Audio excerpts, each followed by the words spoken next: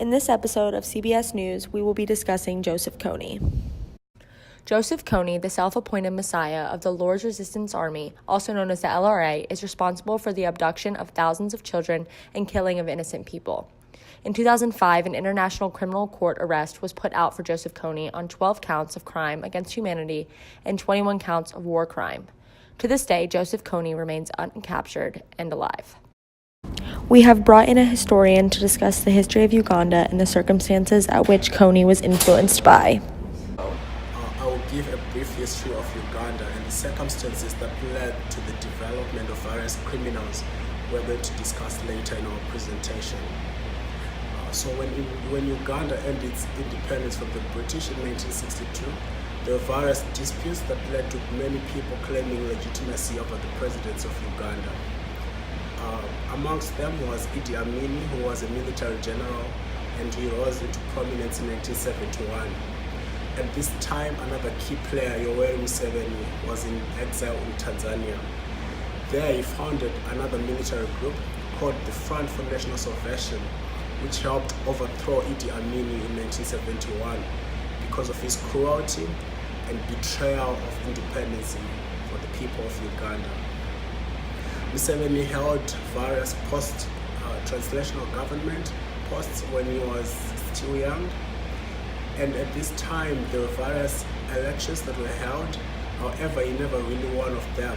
He never really won any of them, despite running in 1980. In 1980, another player, Ruton Obote, won the elections. However, there was a huge dispute over the legitimacy of that win. Because of this dispute, Yoweri Museveni and another former president of Uganda went back into the forest and they waged a guerrilla warfare against Obote. During the years of struggle, there was a military general who rose into prominence as well. His name was General Tito Lutwa Okello. General Okello started fighting his own way because he thought that none of the two leaders deserved to lead the country. However, Yoweri Museveni and the former president of Uganda later won the war in 1986. And this drove this general away from the public domain. He went up north to the Okello people, where he terrorized villages and various groups within that community. Yoweri Museveni sent the Ugandan army after them, and they also committed atrocities against the Akwali people there. Because of all this suffering, the people started forming groups to defend themselves and their property. Amongst the groups that were very powerful in that region was the Holy Spirit movement, which was formed by Alice Lokwena. Alice Lokwena was a spiritual leader and gave guidance to the people in his community. And from his denomination, that's where Joseph Kony came from. And we're going to discuss more about Joseph Kony in our presentation. Thank you. Joseph Kony grew up an Akali peasant in a village in Uganda known as Odek. As an altar boy, he was said to be amiable and grew fond of traditional healing. One of his relatives, Alice Lokwena, inspired Kony. She was a spiritual leader who led a movement called the Holy Spirit movement, which is in opposition of the newest president in power of Uganda. However, the Holy Spirit movement was intending to fight for the rights of the Akali people. At the time, a marginalized group failed in 1988 while attempting to spread their reach to the capital city of Kampala. This led to the creation of LRA.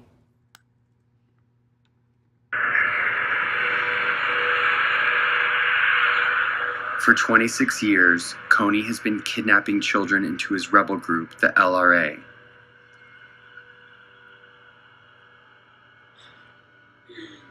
Turning the girls into sex slaves, and the boys into child soldiers.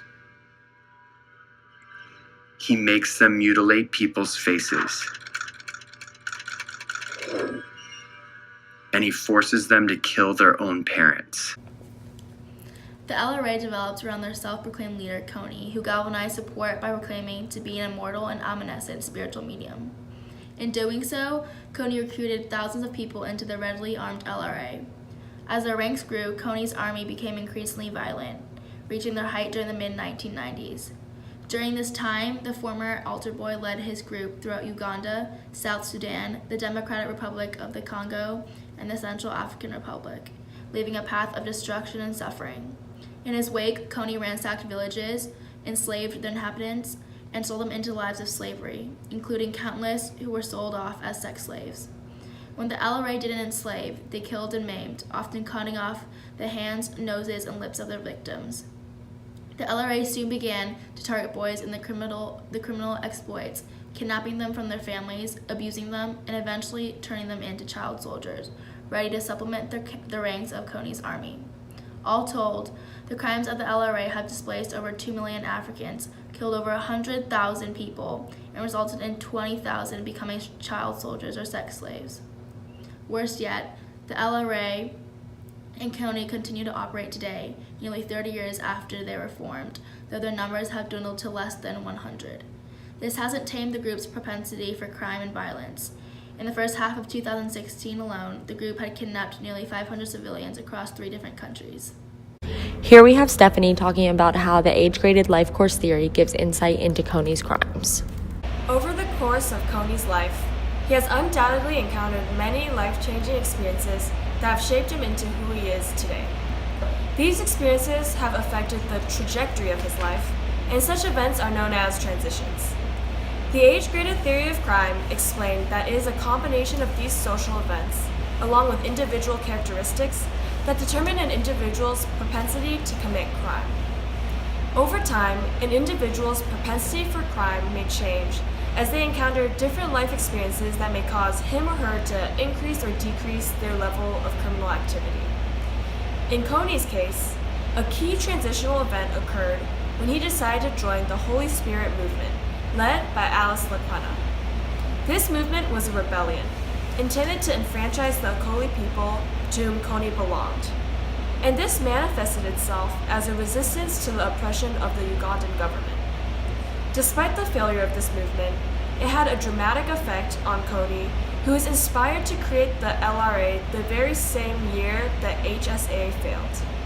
Like the HSA, the LRA was intended to support the plight of the Akoli people and install a new government in Uganda.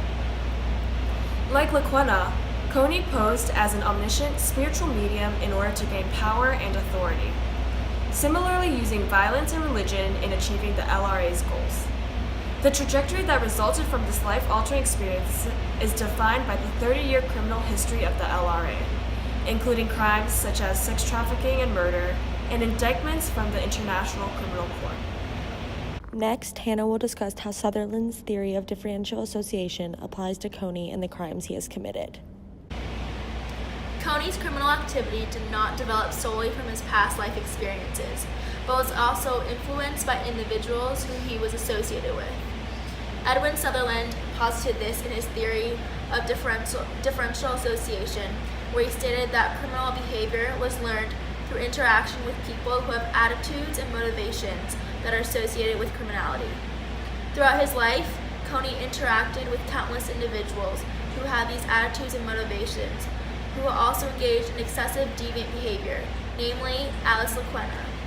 These interactions with Lakwena and others provided a model of criminal behavior for him to follow, causing him to favor definitions that supported criminal behavior. As a result, Kony began to exhibit criminal behavior, manifesting itself in the form of murder and war crimes over the course of a 30-year criminal career.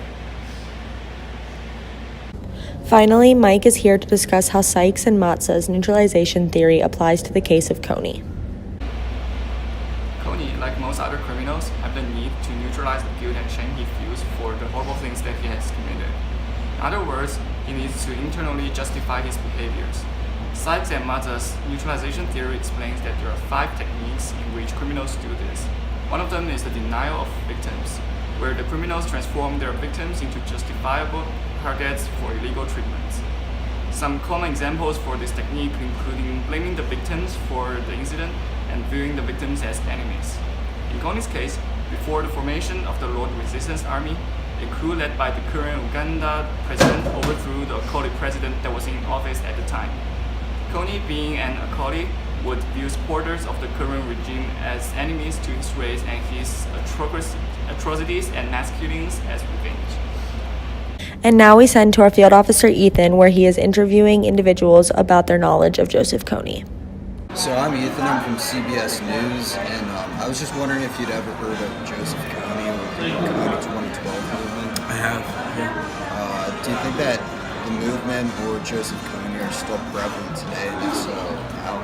I don't think he is prevalent today in our society, but at the time, it was so good to see people come together to fight against an African warlord as terrible as he was. And it just kind of served as a benchmark to show people how much power they had. To wrap up our live reporting, we have a Uganda native who is discussing her opinions of Kony. What's your name? Hey, my name is Sandra Matubatukana and I'm a senior from Uganda. Yeah, I have 3 questions for you. Do you know Joseph Kony? Yeah, I do. What do you know about Joseph Kony? So I've known him for as long as I can remember, ever since I was a child, and I know that he's the founder of the Lord's Resistance Army that he created in order to overthrow the current government, and he also formed the stuff of religious for religious purposes, and he's mostly known for having used a lot of child soldiers in northern Uganda, and I know he committed a lot of crimes, and some of the things I remember people narrating to me were like my grandparents or people who were older, was that were the things that he used to do to kids, women, men, stuff like cutting off their lips, their ears. I mean, just so many terrible things. In your view, would you characterize him as a criminal or as a freedom fighter? Because he claims to be a freedom fighter, considering what happened to his people and northern Uganda being neglected politically. Do you think he's a freedom fighter or a criminal? I wouldn't say he's a freedom fighter. I would actually characterize him as a criminal. From my own understanding, if you're fighting for people's freedom, then you need to fight in a way that does not cause that much harm to people. So according to his actions, I would say he's a criminal. Thank you. Never forget. So it is better when you kill us. And if possible, you can kill us, you kill us. For us, we don't want now to stay. Because you don't want to stay on earth. We are only two, no one taking care of us. We are not going to school. So you would rather die than stay on earth. Yes. Even now. Even now. Are we going to stay in our future?